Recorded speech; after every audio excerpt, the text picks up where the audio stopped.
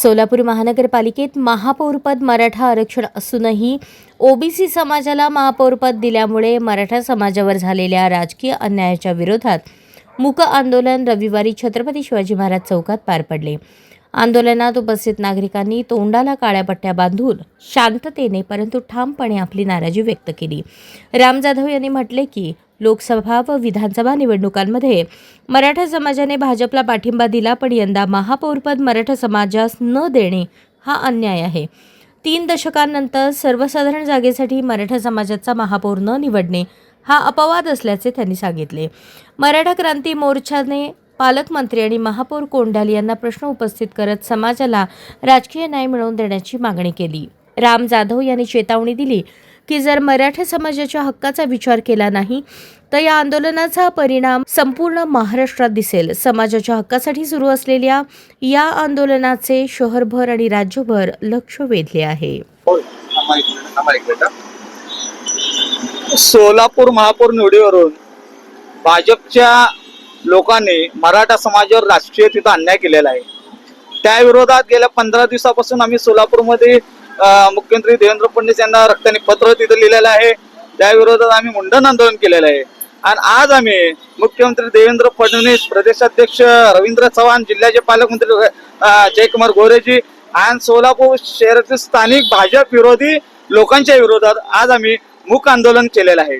गेल्या 32 वर्षापासून सर्वच राजकीय पक्षांनी प्रत्येक समाजाला महापौर करून तिथं संधी दिलेली आहे। 1993 नंतर आज 32-33 वर्ष झालं मराठा समाजावर तिथं राजकीय अन्याय झालेला आहे। यंदा सर्वसाधारणसाठी जागा असताना भाजपच्या ह्या देशी लोकांनी तिथं ओबीसीचा महापौर करून मराठा समाजावर तिथं राजकीय तिथं अन्याय केलेला आहे। मी आपल्या माध्यमातून राज्याचे मुख्यमंत्री देवेंद्र फडणवीस यांना सांगतो की लोकसभेला मराठा समाजाने मतपेटीतून तुम्हाला महाराष्ट्रात उत्तर दिलेलं आहे। विधानसभेला मराठा समाज तुमच्या सोबत होता म्हणून तुम्ही सत्तेत आलेला आहे।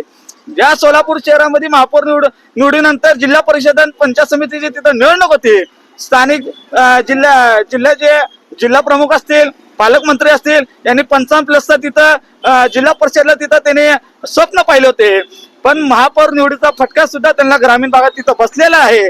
38 जागा तिथं फक्त तिथं आलेल्या आहेत। जे त्यांचं स्वप्न होतं 55+ ते तिथं त्यांचं पूर्ण झालेलं नाही।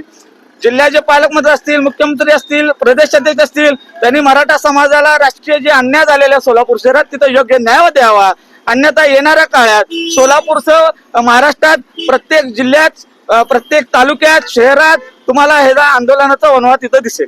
पालकमंत्री जयकुमार गोरे आज सोलापूर दौऱ्यावर आहेत, त्याची भेट घेणार आहात का? त्यांना काय आवाहन करतात?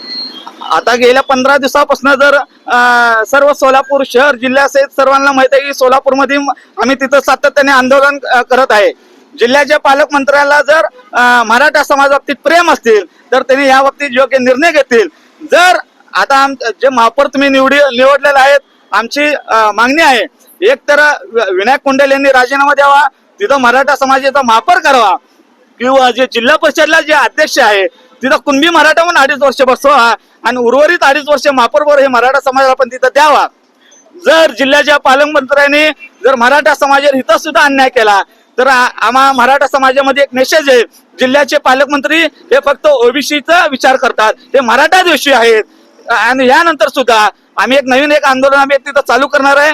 जर जिल्हा परिषदचा अध्यक्ष बाबतीत अशी महापौर बाबतीत जर निर्णय झाला नाही, आम्ही भाजप विरोधात, भाजप हे मराठा देशी आहे, आम्ही हे रथ तयार करून संपूर्ण महाराष्ट्र प्रत्येक गावात आम्ही तिथं फिरवणार आहे। महापौर प्रक्रियेची निवडणुकीची व्हॅल्यू होती, ती पारदर्शक होती का? आपण बघितलं तर आज ठराविक सोलापूर शहरामध्ये 5-6 जण ठराविक लोकांनी हे महापौर असतील किंवा अनेक गोष्टी निर्णय हे कुणालाही विश्वासात न घेता हे तिथे घेतलेले आहेत। असेल ते त्यांच्या पक्षातलं त्यांचं अंतर्गत विषय असेल, पण आमची महापालिकेत सत्ता आल्यानंतर पासून आमची मागणी आहे की मराठा समाजावर तिथं राजकीय हत्यावर अन्याय झालेला आहे, मराठा समाजाचा महापौर करावा। पण शहराध्यक्ष रोहिणी तडवळकर असतील, जिल्ह्याचे पालकमंत्री असतील, इथले आमदार असतील, ह्या लोकांनी मराठा समाजावर राजकीय अन्याय केलेले आहेत। सातत्याने पालकमंत्री एकच म्हणतात प्रदेशाध्यक्षकडे आम्ही नावं पाठवलेत, मग प्रदेशाध्यक्षकडे जे नाव पाठवलेत, मग प्रदेशाध्यक्ष रवींद्र चव्हाण असतील, मुख्यमंत्री देवेंद्र फडणवीस हे मराठा दिवशी आहे का? हा आता मराठा समाजाला मोठा आम्हाला प्रश्न पडलेला आहे। मराठा समाजाच्या नेत्यांमध्ये मतभेद निर्माण करून राजकीय गणिते साधली गेली आहेत असं तुम्हाला वाटतं का? मी आता ह्या जे काय राजकारण आहेत त्यांच्यावरती मला काय बोलायचं नाही. आम्ही मराठा समाजातले आम्ही चळवळीत काम करणारे लोक आहेत. जिथं मराठा समाजावर अन्याय आहे तिथं ते त्या विरोधात आम्ही सातत्याने आज 20 वर्ष झालं आम्ही तिथं आंदोलन करत आलेले. आणि फक्त भाजपच नाही, काँग्रेस सरकार असतील, मुख्यमंत्री उद्धव ठाकरे असतील, प्रत्येक राष्ट्रीय पक्षाच्या विरोधात जिथं समाजावर अन्याय झाला तिथं आम्ही सातत्याने तिथं आंदोलन केलेलं आहे.